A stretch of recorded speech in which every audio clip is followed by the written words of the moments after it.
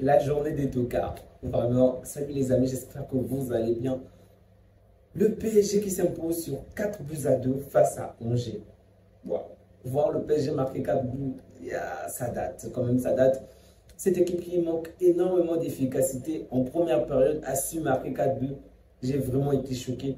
D'autant plus qu'on a eu 2 buteurs différents qui ont marqué des doublés. Donc d'un côté, on a Kang In Lee. De l'autre côté, on a Barcola, Bradley Barcola.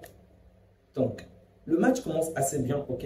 Il y avait une certaine supériorité du PSG. Je crois que pendant les 15 ou les 10 premières minutes, on voit carrément une possession pratiquement rocambolesque, je veux dire, parce que le PSG avait 97% de possession, ouais, carrément. L'adversaire aux alentours de 3%, puis ça va baisser jusqu'à 93%. L'adversaire avait 7%. C'était vraiment choquant. Le PSG avait complètement la balle. Et ensuite, ils vont réussir à marquer le premier but à la 17e minute. Ils vont doubler la marque à la 20e minute. Donc, encore Kang In Lee qui marque les 2 premiers buts. Puis Barcola et Barcola encore.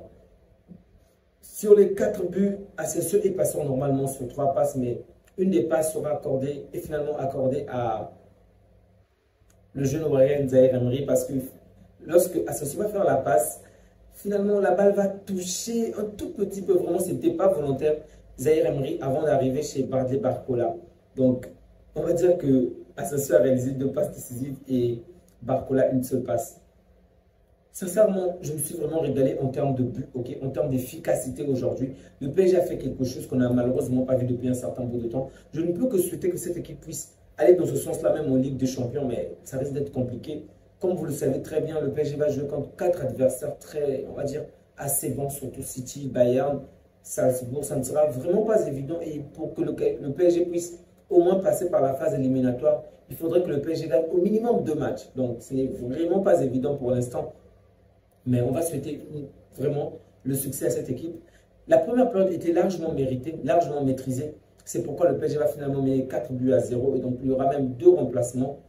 Du moins, il y aura même pas mal de remplacements. Des joueurs comme Barcola ne vont jouer que la première période. Et en seconde période, cette équipe va se relâcher. En fait, ce qui est déjà normal parce que vous menez largement au score. L'adversaire n'a pas autant d'actions décisives que ça, pas autant d'actions dangereuses que ça. Donc, c'est normal, on est humain, de peut-être baisser en cadence, volontairement comme involontairement. Mais au final, le match va se prolonger dans ce système-là. On va faire entrer des joueurs comme Barcola, des joueurs comme Ousmane Dembélé. Et comme vous le savez, toujours le roi de l'inefficacité devant le goal. Des joueurs comme Kolo Muani vont entrer. Kolo Muani, bien évidemment, il était un tout petit peu bon, on va dire dans l'envie qu'il mettait, on sent très bien qu'il aimerait marquer, mais la finition n'est toujours pas à la hauteur, vraiment. Et on pouvait le voir, son regard, il était triste, il avait constamment la tête baissée. C'est dur, en fait. Il passe vraiment de très mauvais moments. Il quitte Leipzig, où il était le meilleur buteur, l'un des meilleurs buteurs du championnat, et il vient ici, en France, à Paris.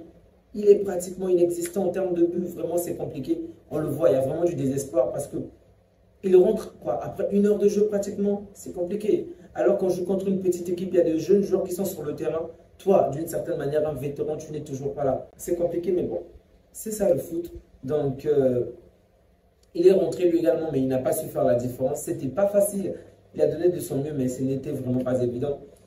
Pour moi, le mauvais joueur de la soirée aujourd'hui du PSG, je vais dire que c'est Donnarumma. Parce que Donnarumma, en Ligue des Champions, encore, ça peut se comprendre, il y a un problème de confiance et autres, mais Donnarumma prend trop de buts. Il prend trop de buts. Angers a tiré 10 fois. 10 fois. Et sur les 10 tirs, 3 seulement sont cadrés. Et sur 3 tirs cadrés, tu prends 2 buts. Mais c'est pas possible. Le deuxième but, encore, je peux comprendre, c'est pas facile à arrêter. C'est vraiment pas facile. C'est un excellent but. Vraiment, c'est un magnifique but. Ok? Mais le premier but pouvait faire quelque chose. Je veux dire, même le deuxième coup, c'est compliqué à arrêter. Fais un petit mouvement. C'est trop facile de prendre autant de buts face à une petite équipe comme celle-ci. Ça peut arriver de temps en temps, mais finalement, chaque match, il faudrait compter au minimum 2 buts, Donna. Ce n'est vraiment pas évident. Aujourd'hui, heureusement pour le Paris Saint-Germain, le Paris marque très tôt. Le Paris domine le match complètement. Et jusqu'à la fin, le Paris a une large supériorité. Okay. Et donc, imaginez-vous que le score était de parité où l'adversaire avait peut-être un but d'écart, ou même le Paris un but d'écart. Finalement, le Paris Saint-Germain devait s'écrouler aujourd'hui. On ne peut pas compter sur un gardien qui prend constamment chaque match en moyenne 2 buts. Ça n'a aucun sens. Aujourd'hui, le Paris Saint-Germain a quand même été chirurgical dans les lignes, mais je pense qu'il faudrait qu'il puisse garder cette on va dire, cette efficacité, ok? Aujourd'hui, ils ont été efficaces, bravo à eux, mais ce n'est toujours pas suffisant parce que, tenant compte des statistiques, le Barça est par match, hein, là je parle de match, on tourne aux alentours d'une vingtaine de tirs, voire une trentaine de tirs. Et dans les trentaines de tirs dans la surface, nous avons plus d'une douzaine de buts. Tandis que du côté du Paris Saint-Germain, on compte plus d'une cinquantaine de tirs pour un but. En moyenne, je précise, là ce sont des moyennes dont je parle. Ce qui n'a vraiment aucun sens. Aujourd'hui, on a vu la différence, bravo. En face de vous, c'était Angers. Il faudrait maintenant que le Paris Saint-Germain puisse garder ces capacités-là, que ces joueurs puissent garder cette manière de faire la différence. Vraiment, Kangli a été brillant dans ses tirs, brillant dans le jeu. Je ne peux que le féliciter pour cela. Barcola a été chirurgical, Barcola a vraiment été percutant. Bukirat souvent des opportunités. Je ne peux que le féliciter pour cela, mais il faudrait que ces joueurs-là fassent la même chose en Ligue des Champions. Vraiment la même chose. Si pour cela, il faudrait peut-être mettre Dembélé sur le banc de touche et garder Barcola, garder ce duo marche plutôt bien, tant mieux. Et parce que à quoi ça servirait d'avoir le meilleur dribbleur du club si ce dribbleur-là ne sait pas marquer? Et une fois encore, c'est lorsque Dembélé perd la balle que l'adversaire marque. Une fois encore, ce n'est pas la première fois. On le voit en Ligue des Champions, on le voit en Ligue 1. C'est généralement lorsque Dembélé est sur le terrain, c'est généralement lorsqu'il perd la balle qu'il y a une contre-attaque et que l'adversaire réussit toujours à marquer. Je ne l'en veux pas. C'est un attaquant, c'est normal qu'il puisse tenter des tas de choses, mais il faudrait également qu'il soit plus adroit, vraiment plus adroit, non seulement avec la balle, mais devant les cages du gardien. C'est vrai que le Paris Saint-Germain a marqué 4 points, j'ai failli l'oublier, mais vraiment, alors là, vraiment, je tenais à féliciter Fofana, parce que Fofana a réalisé quand même des arrêts intéressants, que ça puisse être en première période, un peu moins en deuxième période, parce que le PSG n'a pratiquement pas existé, ils ont vraiment joué, ils ont vraiment préservé ce score en deuxième période, mais Fofana a fait de bons arrêts, vraiment bravo à Fofana.